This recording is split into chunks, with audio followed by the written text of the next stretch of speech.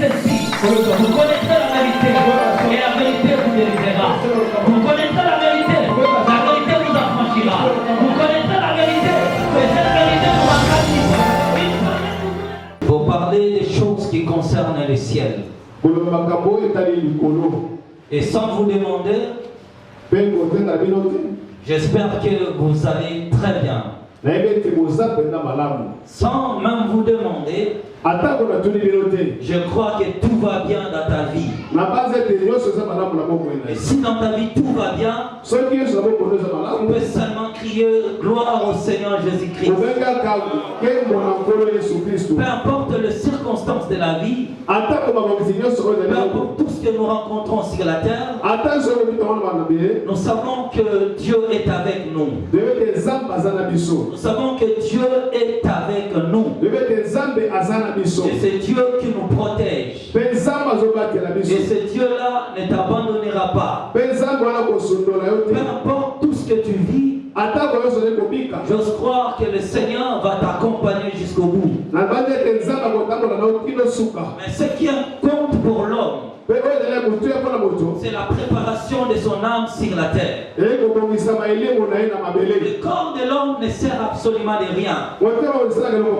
C'est une enveloppe qu'un jour tu abandonneras. Mais la mission de l'homme sur la terre était de préparer son cœur à la rencontre de l'époux. Dieu t'a envoyé sur la terre pour une mission. Préparer ce que ton père Adam a échoué. Vous savez comment Adam a échoué? Première chose, lorsqu'il a cherché l'indépendance, cet évangile a été prêché par le diable. Que l'homme doit être maître de lui-même. Choisis ce qui est bon. Être maître de sa vie. C'est là le péché originel. L'homme a cherché l'indépendance à son créateur. Si l'homme est arrivé à ce niveau, c'est parce qu'il a encore péché par ses yeux. C'est là la chute même de l'église. L'homme pense que l'existence c'est ce que mes yeux voient. Et que la vie réelle est ce que je vis sur la terre. On la vie sur la terre est l'ombre d'une réelle vie qui nous attend dans l'au-delà. La vraie identité de l'homme se manifestera après sa mort. C'est après la mort que la vraie vie de l'homme commence. Sur la terre, c'est l'ombre de notre vie. C'est pourquoi sur la terre, chacun de nous a la responsabilité de quitter ce péché originel, de vivre à l'indépendance de son créateur, et de chercher la dépendance à son créateur. Si on arrive à ce niveau-là, c'est alors que nous appartenons à l'Éternel. Le jour où l'homme quittera sa propre volonté, le jour où l'homme quittera les choix de son cœur pour faire la volonté de Dieu, c'est à ce jour-là que tu marches avec ton Créateur. Mais qui a connu sa volonté? Qui a connu sa volonté? Si sa volonté n'a pas été révélée, cette volonté nous est révélée par sa parole. Mais lorsque l'homme riche dans la Bible a dit au père Abraham de renvoyer Lazare sur la terre pour avertir les habitants de la terre, c'est à ce moment-là que Dieu a compris qu'il peut prendre les hommes de la terre, les amener dans l'au-delà, leur montrer des réalités pour que ces gens reviennent sur la terre, pour avertir les habitants de la terre. Le problème de la vérité est que la vérité on ne l'impose pas, mais la vérité est déjà imposée par Dieu. Que vous le croyez ou que vous ne le croyez pas, la vie d'un homme ne dépend pas de son choix. La vie d'un homme dépend de ce qui a été tracé. les passages que nous venons de lire, la Bible dit qu'après le Seigneur a rencontré des paraboles, les disciples s'approchèrent de lui pour lui dire, Seigneur, pourquoi leur parles-tu en parabole? Mais comment le Christ a fait toujours d'enseigner en parabole? La curiosité des apôtres les a amenés à savoir en réalité la vérité, pourquoi ils enseignaient en parabole. C'est-à-dire pourquoi cette vérité était voilée. Et pour le comprendre, il faudrait avoir la sagesse et l'intelligence. Il dit non, parce que le mystère du royaume, dont les choses cachées, n'a pas été donné au fils de ce monde. Et c'est à vous que ces choses ont été destinées. Or, qui seront les plus jugés? C'est ceux qui ont connu la vérité, qui ont écouté la parole de la vérité.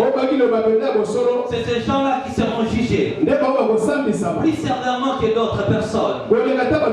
Les jugements seront plus sévères aux chrétiens. Pourquoi? Parce que les chrétiens ont écouté le mystère du royaume de Dieu, mais n'ont pas voulu se repentir. Le choix propre de l'homme ne garantit pas son éternité.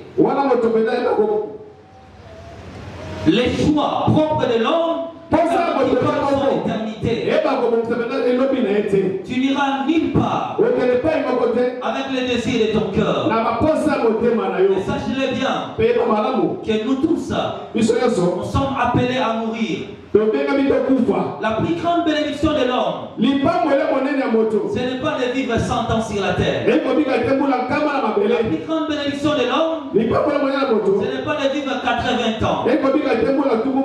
Il est plus heureux celui qui peut vivre 16 ans et hériter le royaume de Dieu. Celui qui peut vivre 17 ans sur la terre et hériter le royaume de Dieu. Si vous êtes un chrétien authentique, vous aurez dans votre esprit l'empressement de quitter ce corps pour rejoindre la vie bénie de Dieu. Alors aujourd'hui, il me semblait bon de partager avec vous l'expérience que j'ai vécue avec le Seigneur. Autrefois, j'ai passé ici, je parlais de l'enfer. Je parlais tant de fois de l'enfer. Quoique je n'ai pas encore achevé ce travail, donc nous allons continuer après. Mais ici aujourd'hui, ma particularité, je voulais parler sur le paradis. Tout a commencé après ma visite en enfer. Les temps s'écoulèrent. Alors qu'un jour, je méditais la Bible. Donc vous savez qu'après avoir fait cette expérience, je prenais le temps d'examiner chaque chose que j'ai expérimenté avec le Seigneur, si c'était la vérité. Pourquoi? Parce que Galates chapitre 1 nous dit ceci, que même si un ange venant du ciel vous annonce un autre évangile, que ce que nous vous avons annoncé, qu'il soit anathème. Alors je devais examiner cela pour voir ce que je vis, est-ce que cela est réel, cela est conforme à la doctrine des apôtres et des prophètes. Chaque jour, j'examinais la parole de Dieu. Je lisais tellement la Bible et je voulais découvrir ces vérités par rapport à la lumière de la parole. Car une vision est parfois vraie lorsqu'il est conforme à la parole du Seigneur. Alors bien aimé, je passais beaucoup d'heures. Je pouvais lire la Bible de 6h à 18h. Et c'est ça ma coutume, que je suis grandi dans les choses de Dieu. Et de toute ma vie, je continue à faire le même exercice. Je peux m'asseoir lire la Bible du matin jusqu'au soir. Parce que mon objectif principal était de connaître la vérité par rapport aux expériences que j'avais fait avec les Seigneurs. Malgré que j'avais vu des âmes en perdition, malgré que j'avais vu les membres de ma famille en enfer, malgré que j'avais vu mon grand-père en enfer, cela ne m'intéressait pas. Tout ce qui m'intéressait, que ce que je vis soit réel à la parole du Seigneur. J'ai examiné la Bible, bien aimée. Un jour, alors que je feuilletais ma Bible, c'était, je pense, environ 9 heures. Pendant que je méditais la Bible, je suis tombé dans ce passage que j'aimerais que nous lisons ensemble. Luc chapitre 23. Je prends le verset 40 jusqu'au verset 43. Je lis la parole du Seigneur. Lorsque je tombais dans ce passage, comme ce n'était pas ce que moi je cherchais, je voulais tourner la page. Pendant que je voulais tourner la page, alors j'attendis la voix du Seigneur me dire: sache qu'aujourd'hui encore, je vais t'amener au paradis. Écris tout ce que je vais te montrer.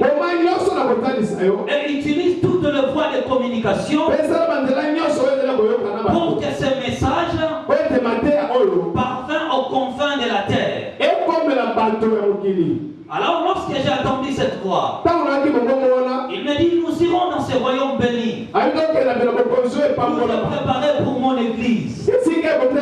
Après avoir achevé votre mission sur la terre, Dieu a préparé le ciel pour toi et pour moi. Et je crois ce matin que toi tu es candidat du ciel. Si toi tu iras au ciel, tu peux crier à haute voix: moi j'irai au ciel. Moi j'irai au ciel. Moi j'irai au ciel. Moi j'irai au ciel. Peu importe les combats, peu importe les problèmes, le diable ne me fera pas tomber. Le diable ne me fera pas tomber. Le diable ne me fera pas tomber.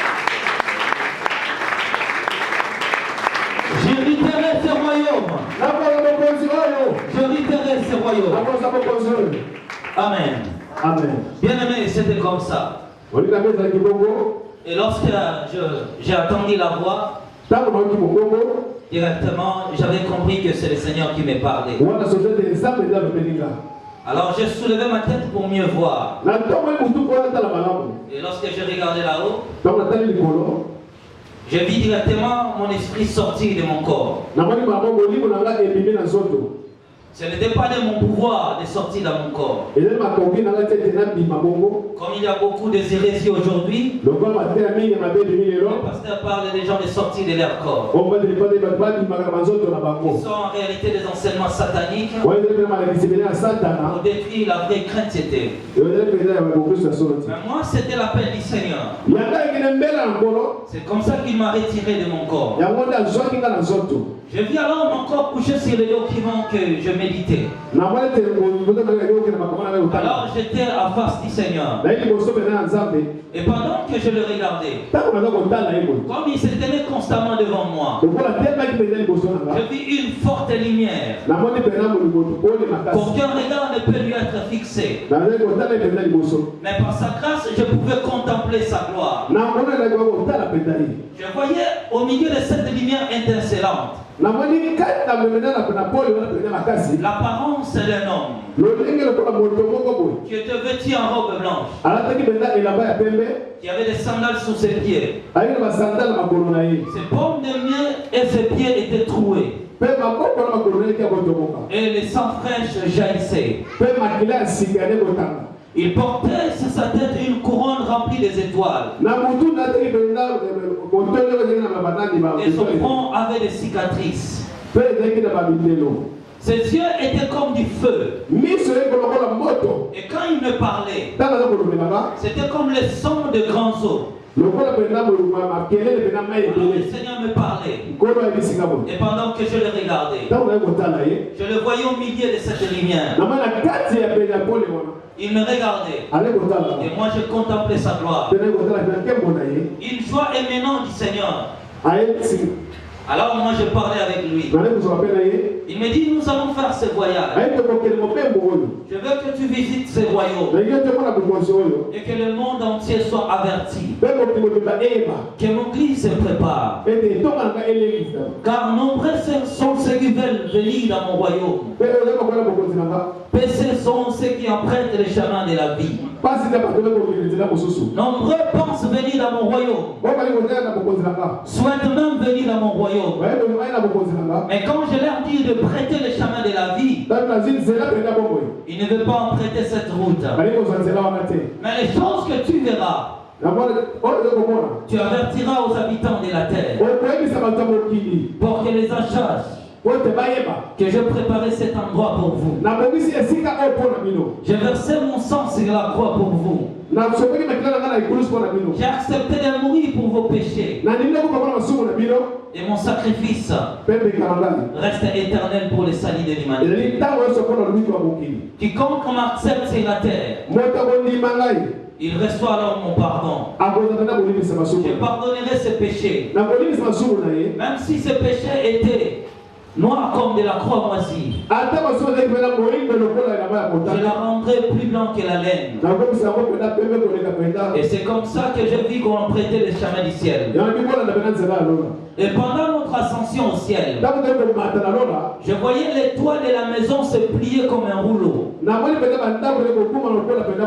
Les toits de la maison se plier comme un rouleau. Et c'est comme ça que nous sortîmes avec le Seigneur. Et pendant qu'on prenait la direction du ciel, je voyais aussi des milliers d'âmes qui montaient. C'était des âmes venues de partout. Alors je criais à haute voix. Quand vit mon étonnement. Parce que sur la terre, nous n'avons jamais vu un homme voler en espace. Ces gens montaient au ciel. Et moi, je ne comprenais pas ce qui s'est passé. Mais tellement que j'étais tout près du Seigneur, alors quand fit mon étonnement, j'ai dit, Seigneur, mais qu'est-ce qui se passe? Qui sont-ils ces gens qui montent comme des oiseaux? Comme je vous avais dit précédemment, dans la présence du Seigneur, je me comportais comme un enfant. Alors je voulais comprendre qu'est-ce qui s'est passé. Pourquoi ces gens volaient en espace et tous prenaient la direction du ciel? Ces gens que je voyais étaient tellement remplis de la gloire de Dieu. Et il y avait des anges à leur côté qui les accompagnaient. Pendant que ces âmes allaient au ciel, c'est alors que je dis au Seigneur, mais qui sont-ils? Et d'où sont-ils venus? Il me dit, ne les sais-tu pas? Ce sont des chrétiens qui viennent de mourir sur la terre. Lorsqu'un chrétien meurt sur la terre, son âme sera directement escortée au ciel. Et ces gens-là sont venus de la tribulation de la terre, qui ont affronté les réalités de ce monde. Ils ont quitté la terre pour aller au ciel, pour emprunter la route de la vie éternelle. Et là, le Seigneur m'expliquait. Et je fixais mon regard sur ces gens-là. J'ai dit, Seigneur, c'est comme ça que les choses se passent. Vous savez tellement que j'avais déjà fait l'expérience de l'enfer. Je pouvais distinguer les anges et les hommes. Alors pendant que je regardais ces âmes qui montaient au ciel, chacune de ces âmes avait un ange à son côté. Et il empruntait la route ensemble avec cet ange. Je regardais les anges qui accompagnaient chacune de ces âmes. Tous ces anges tenaient les livres dans leurs mains. Et même les âmes là qui prêtaient la route du ciel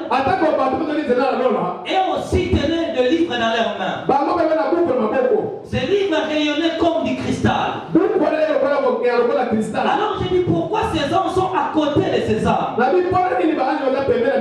Il me dit ceci. Lorsque quelqu'un marcelle sur la terre et qui devient en réalité un chrétien, j'envoie un ange à son service. Ce n'est pas au chrétien d'utiliser l'ange. Le chrétien n'a pas le pouvoir de commander l'ange. Le chrétien n'a pas l'autorité sur cet ange. Mais cet ange est soumis par mon autorité. Je lui envoie pour accompagner le chrétien. Lisons ensemble Apocalypse chapitre 19, le verset 10.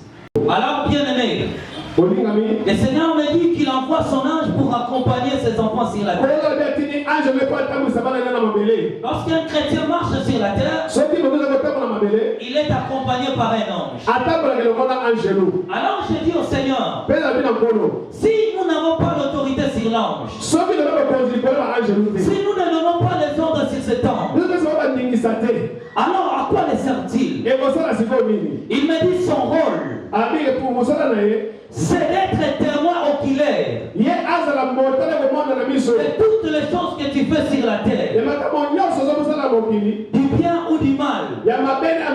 Il a un livre dans ses mains pour enregistrer les actes que tu commets. Quand un chrétien vient à l'église, cet ange l'accompagne. Quand tu vas dans les bois de nuit, l'ange reste dehors. Il écrit la date, le jour où tu avais fréquenté. C'était mardi à 18h15. Il faisait un peu sombre. Il s'est habillé en rouge noir. Le voilà entré dans ce bois de nuit, situé sur TP, numéro 15. Il était accompagné d'un tel et d'un tel. Cet ange-là écrit tout ce que tu fais. Demain tu viens encore à l'église. Hypocrite que nous sommes. Quand il te voit à l'église, il voit vraiment ma fille chrétienne. Demain encore tu pars à l'hôtel. Les jeunes filles aujourd'hui qui ont fait des 15 et 30 avortements, qui ont pris des expériences que sa propre mère. Et que même si sa mère avant ici a fait un toli, moi j'ai une expérience à ma maman Botier. Et cet enfant continue à s'appeler chrétien. L'ange là est toujours à côté pour écrire. Quand tu viens à l'église, tu chantes pour Dieu. Tu finis de chanter. Tu sors dehors. On te voit dans les bois de nuit encore. On te voit dans des bars. L'ange là est témoin. Son rôle c'est d'écrire, d'enregistrer tes actions. Tout chrétien a cet ange qui l'accompagne. L'ange là restera à côté pour écrire tout ce que tu fais. Le jour de ta mort, l'ange présentera au Seigneur toutes les forfaits que tu as commis sur la terre. C'est alors que tu feras face à l'ange, cet ange accompagnateur, qui aura même des preuves, des endroits de l'heure où tu t'es retrouvé.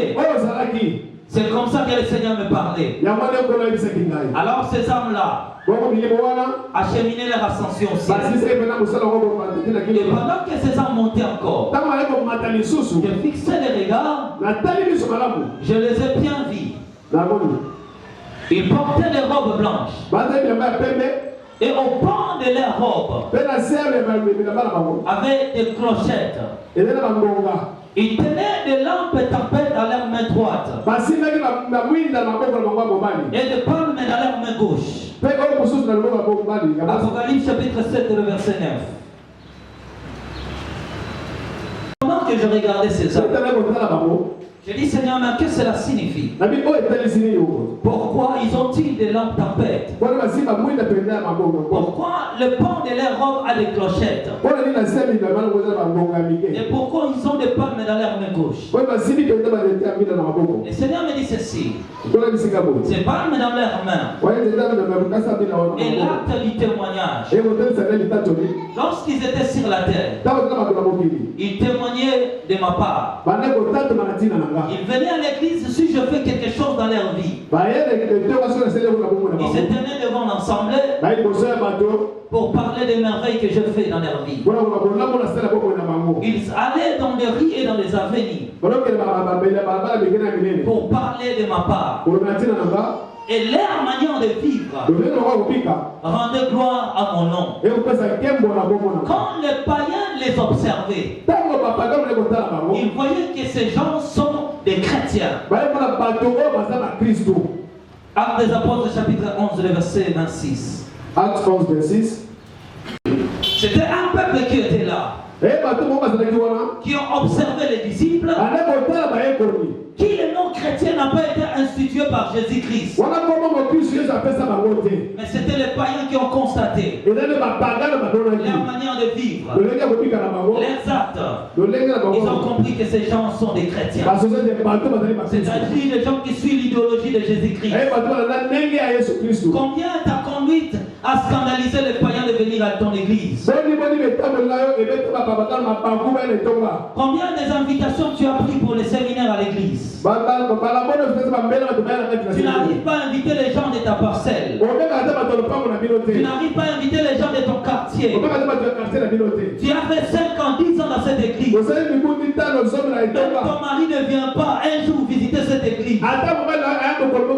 Pourquoi? Parce que ta conduite scandalise la foi de ton mari. Et quand ton mari te voit, il comprend que tu es tel que ton pasteur. C'est comme ça que le nom de Dieu est blasphémé parmi les païens. Nos femmes chrétiennes à l'église, des comportements comme des païens. Des chrétiens au travail, nous sommes des voleurs. Combien de fois tu as ravi les choses de l'entreprise? Combien de fois tu as majoré le prix dans les activités? Et tu t'appelles chrétien. Tu fais honte du christianisme.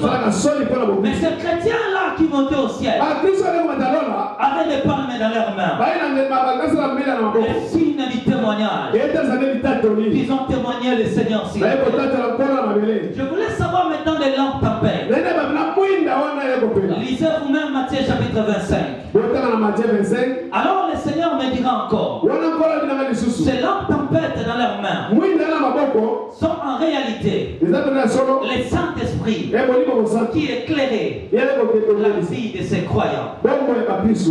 Combien de fois tu vis avec le Saint-Esprit? Attendez, je vais poser la question à l'église. Comment reconnaître que j'ai le Saint-Esprit? Comment reconnaître que j'ai en moi le Saint-Esprit? Qui peut m'aider? En quelque sorte, quand je n'ai pas honte, j'ai le Saint-Esprit. Une femme. Le fait de parler en langue, de prophétiser, ne veut pas simplement dire que c'est ça le Saint-Esprit. Mais lorsque tu as le Saint-Esprit, le Saint-Esprit se manifestera par les fruits de l'Esprit. Tu as l'humilité. Tu as l'amour du prochain. Tu sais pardonner le mal. Quand tu veux commettre le mal, il y a une voix qui t'empêche de le faire. Lorsque ton caractère change, c'est ça le Saint-Esprit. Prophétiser, prier, parler en langue, ne sont que des dons qui peut être ou ne pas être. Mais la personnalité du Saint-Esprit réside par le changement de conduite de l'homme. Lorsque ta conduite change, lorsque tu abandonnes les choses que tu aimais, c'est alors on saura que cette personne a le Saint-Esprit. Le Saint-Esprit n'est pas de crier en langue. Quand ils ont crié en langue à l'église, mais on finit dans les boîtes de l'église. Ils crient amen à l'église, mais n'ont pas l'amour du prochain. Ils crient amen à l'église, mais ont encore des conflits dans leur vie. Mais le jour où tu rencontreras le Saint-Esprit, même ta façon d'être témoignera de quelque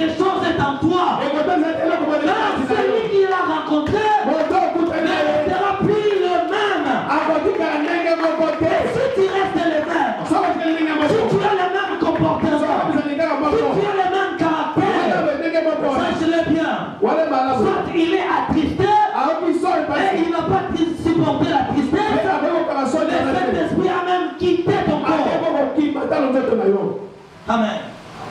Il dit ces gens-là qui montent au ciel. Les lampes tombaient dans leurs mains. Et le Saint-Esprit qui dirigeait leur vie. Le vrai amour, c'est ce qui est éloigné à l'église. On est prêt à parler de la crainte de Dieu.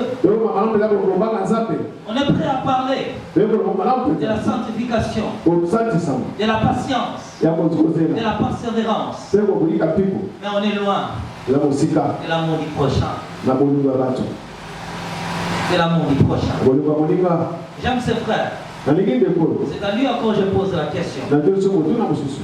Mon frère, si tu as $10 et que ton enfant est malade, au milieu de la nuit, tu veux l'amener à l'hôpital, ta voisine aussi arrive, elle te dit que son fils aussi est malade, mais elle n'a rien.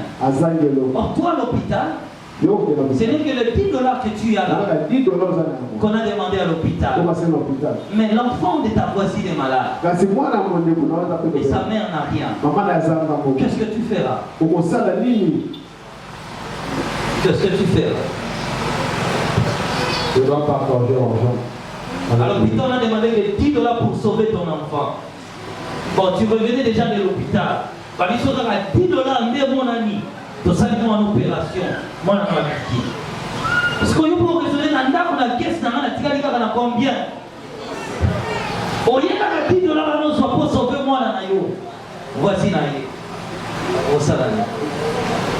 Ne le dis pas pour faire ensemble, mais ton cœur face à toi-même. On s'en va fort parce que là, on n'a pas si on a un les sous-soldats, on a dégagé la situation. Que Dieu te bénisse. C'est ça l'amour du prochain. C'est ça l'amour du prochain. C'est ça l'amour. La question que je t'ai posée, je vais témoigner cela à l'intérieur lorsque je vais continuer. Bien aimé, alors que le Seigneur m'expliquait, j'ai dit pourquoi les pans de leur robe a des clochettes. Il me dit le clochette là sont l'interpellation du Saint-Esprit dans leur conscience. Chaque fois qu'ils voulaient faire quelque chose, le Saint-Esprit les interpellait. C'est ça les clochettes. Celui qui est un chrétien, un véritable chrétien, attend cette voix. Cette voix se manifeste parfois par ce qu'on appelle la voix intérieure. Alors bien aimé, on continue notre ascension aussi. Mais ces gens, ces hommes que j'avais vus, ont été plus rapides que nous. Alors j'ai dit Seigneur, pourquoi ils vont si vite que nous? Il me dit parce qu'ils ont passé par la mort. J'ai dit Seigneur, est-ce que le monde est au courant de ces réalités? Il me dit le monde n'est pas au courant de ces réalités. Ésaïe chapitre 57. Ésaïe 57. Le verset 1. Mais pendant qu'on montait au ciel, le Seigneur tournant encore mon regard sur la terre.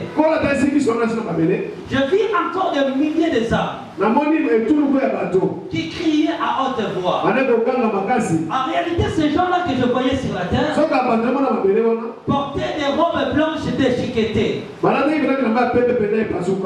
robe était tachetée. Ces gens-là essayaient de monter dans les immeubles, dans la cime des montagnes. Ils se demandaient eux-mêmes, pourquoi nous n'arrivons pas à monter au ciel? D'autres se monologuaient entre eux. Il dit pourquoi je n'arrive pas à monter au ciel? Je dis Seigneur, mais qui sont-ils? Il dit ce sont des faux chrétiens qui prétendent appartenir à l'église mais qui ne m'appartiennent pas. Ils n'ont fourni aucun effort pour l'éternité de leurs âmes. Il suffisait à être présent au réunion de leurs églises, mais ils n'avaient aucun plaisir de suivre ma volonté. Ils obéissaient à leur pasteur, mais ils obéissaient à leur pasteur. Mais il désobéissait à ma parole. Et c'est comme ça que le Seigneur me parlait. Alors nous avons continué notre ascension. On prenait toujours la direction du ciel. Et pendant qu'on montait, bien aimé, voilà ce que j'ai encore remarqué. Nous sommes arrivés dans le cosmos. Et c'est là qu'on a écrit le lieu de règlement des comptes.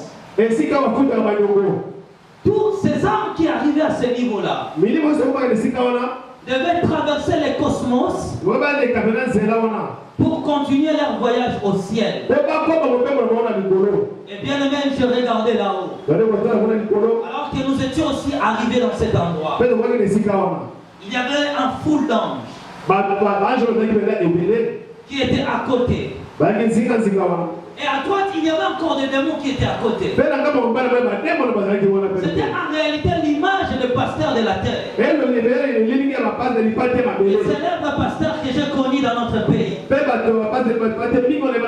qui prétendait servir Dieu, mais qui sert les diables, qui exerce l'influence sur les âmes. Alors que je regardais dans cet endroit, tous les hommes qui arrivaient dans cet endroit, il y avait quelque chose qui les empêchait d'accéder au ciel. Et même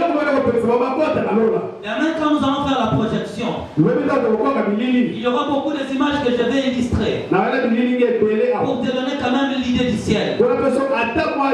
Alors bien aimé, pendant que je regardais, je voyais les hommes qui étaient arrivés dans ce lieu. Si une âme arrivait dans cet endroit, le pasteur que je voyais à côté criait à haute voix que celui-ci est mon fidèle. Il ne peut pas aller dans ce royaume. Quand le pasteur disait cela, je voyais que l'âme était captivée, directement écartée du chemin et renvoyée directement à la terre. Ça se faisait tant de fois. Et notre âme qui montait encore au ciel, j'attendais le nom de pasteur qui crie en moi. Ce pasteur a une grande église ici dans notre pays, que je m'attire pour dire son nom. Alors bien aimé, pendant que je regardais, je voyais les âmes stopper. Ces gens-là ne pouvaient pas aller au ciel. Lorsqu'il arrivait dans ce parti-là, le nom de notre pasteur crie. Lui aussi c'est mon fidèle. Il ne peut pas aller dans ce royaume. Et je voyais l'âme rapatriée sur la terre. Je disais, Seigneur, mais qu'est-ce qui s'est passé? Mais ça c'est quoi ça? Je ne comprenais pas ce spectacle. Il me dit ceci. Lorsqu'un chrétien pris dans une fausse église, son âme ne peut pas hériter mon royaume. Il est un pécheur indirect. Il a péché au travers de son pasteur. Amour qui dit à l'église, je n'ai rien à voir avec son état d'âme. Moi je vais à l'église pour prier Dieu. Jésus-Christ vous répond dans le livre de Matthieu chapitre 23, le verset 13. Malheur à vous, scribes et pharisiens hypocrites, parce que vous fermez aux hommes les portes des royaumes des cieux. Vous n'y entrez pas vous-même, et vous n'y laissez pas entrer ceux qui veulent entrer.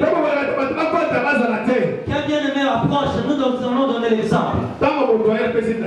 Un bien-aimé, venez devant. Nous allons donner l'exemple. Si ton pasteur est un occultiste, aucune église sur la terre où le pasteur est occultiste et crie à haute voix dans son église que je suis un occultiste, quand il se tient à la chair de vérité, il ne parle que de Jésus. Il vous montre le chemin de la vie. Mais dans son cœur, il sait que lui ne peut pas entrer dans ce royaume parce qu'il est un occultiste. Mais si toi tu t'attaches à cette église, voilà comment les choses se passent. Les fidèles sont sauvés par leur pasteur. Donc au préalable, sauvé par Dieu, soumis par l'autorité du pasteur. Bonjour de maman, je pars à la perdition.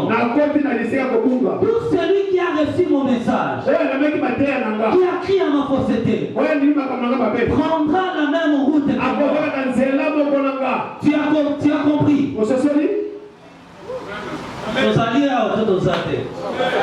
Répondez bien, tu as compris? Tu as compris? Moi le pasteur, je sais que je n'irai pas au ciel. Alors je prends un bien-aimé, je lui enseigne. Quoi prétendant enseigner la parole de Dieu? Mais je suis un sorcier, je suis un marabout. Dès que moi j'arrive à ma fin, j'emprunte le chemin de la perdition. Tout celui qui m'a crié prendra la même route que moi. Mais ces faux pasteurs-là sont au courant de ce qu'ils font. Ils savent que leur objectif, c'est de gagner beaucoup de gens pour la perdition. Le diable les a envoyés de construire les églises. Vous les connaîtrez par des signes. Demain je vais projeter les signes sataniques. Attention à ces signes. Ce sont des signes communicatrices du diable. Tu fais toi-même appel aux démons de venir adhérer dans ta vie. Il y a ce qu'on appelle les cornes de Baphomet. Ce qu'on appelle les cornes de Baphomet. Et ça vient de l'oboko dans les sabots. Je vous fais tout gratuitement, je vous communique la malédiction à l'église. Ils sont nombreux dans notre pays. Ils font ces pratiques. Faites attention aux signes sataniques. Ça te fait lier directement au diable. Attention bien aimé. Il y a beaucoup d'églises qui amènent à la perdition. Il y a une église quelque part. Si vous regardez bien le toit de cette église, c'est comme l'ouverture d'un cercueil. Et vous connaissez bien cette église. Cette église est ici dans ces communes que nous sommes. Car dans la commune d'Ozaliawa, une grande église renommée. Vous voyez, tout celui qui entre dans cette église, il part où? À la perdition. Il part où? À la perdition. Et tu dis toi-même, prétendant par ton ignorance, moi les gens de pasteur ne m'intéressent pas. Ton pasteur a engrossé 3-4 sœurs à l'église. Toi tu dis cela ne m'intéresse pas. Tu es participant du péché indirect. Et je voyais ces âmes envoyées sur la terre. Il y a beaucoup d'églises. Prenez seulement Bozika Boulevard à Liberté. Tu vas dire que de tout va vers bypass. Une grande église encore construite. Si vous avez la même forme, vous avez mis va vite dans le Tchamoboy. Et donc ça cercueil. Ils sont nombreux. Vous voyez bien, sous-région. À Zouagara bypass. Vous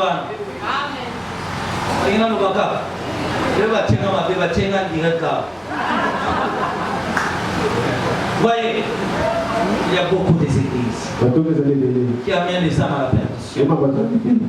Est-ce que tu seras capable à se tenir devant la parole de Dieu? Que vous, pharisiens, vous n'entrez pas dans mon royaume, mais vous empêchez ceux qui veulent entrer. Il y a beaucoup de signes, des pyramides dans les églises, les signes du diable. Vous connaissez encore une autre église ici? Attends à modifier à podium. Attends à modifier podium dans mon déni. Pyramide dans mon bête à l'immotion va changer la beauté.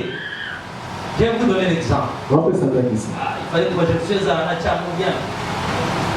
Ce qu'on t'a demandé de ça, et ça libre. Et ça va mater, il va aller vous penser. Tu as compris? Vous faites sa réponse, c'est la soupe. Ces églises-là sont des temples du diable qui vous appellent à la perdition. Les diables les ont envoyés de construire ces églises pour vous amener à la perdition. damnation. Combien était la douleur de ces âmes qui se voyaient enchaîner la route au ciel et arriver au lieu de règlement des comptes. Leurs âmes sont renvoyées sur la terre. Après avoir tenu toute leur vie dans la crainte de Dieu. Et lorsque l'âme était renvoyée, je voyais des milliers de âmes qui pleuraient d'avoir couru en vain.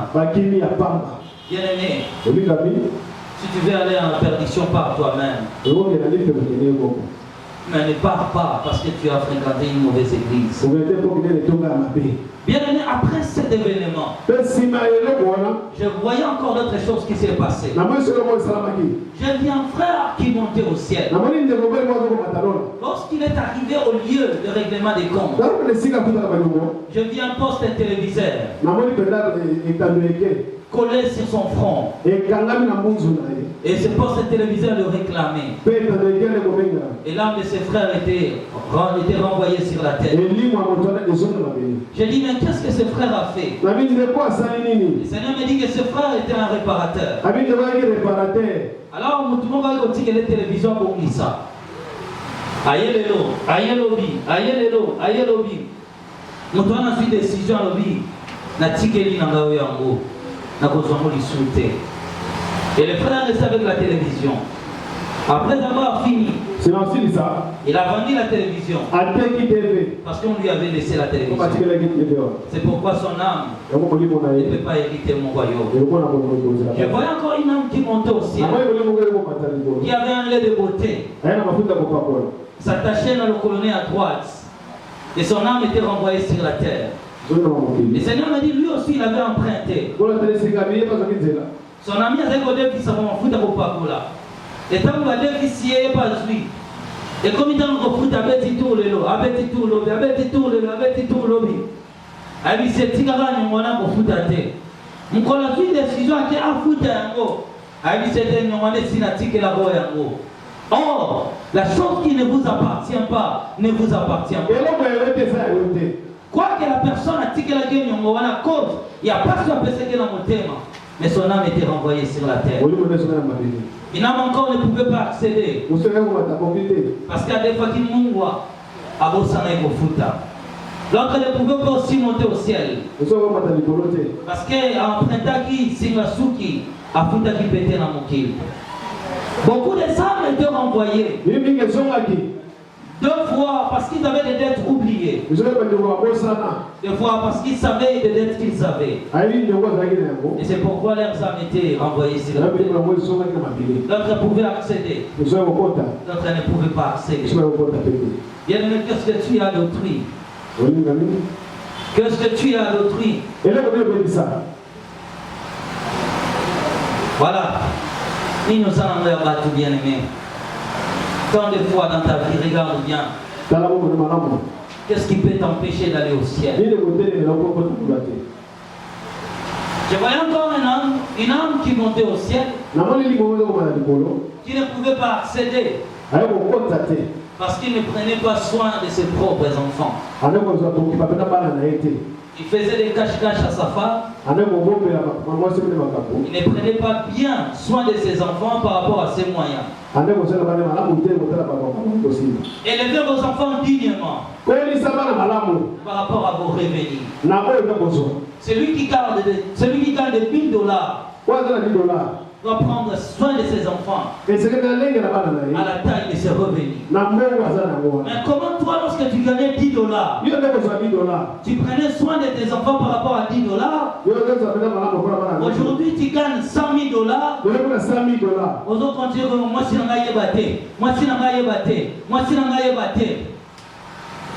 l'autre ne pouvait pas accéder parce que sa femme a évacué qu'il était de payer un salaté. Beaucoup des âmes étaient stoppées dans cet endroit. Le règlement des comptes était pourquoi? Vous réglez le compte devant les hommes. Et vous le réglez devant Dieu. Tout ce que vous faites sur la terre, vous allez le payer. Et Dieu vous jugera pour chaque péché que vous avez fait devant les hommes. Même si les hommes ont oublié, Dieu n'a pas oublié. Bien-aimé, des milliers d'âmes étaient stoppées ces jours-là. Et alors que je regardais cet événement, je voyais encore des âmes qui continuaient à monter. Donc qui ont pu passer cet endroit et accéder dans leur poursuite au ciel.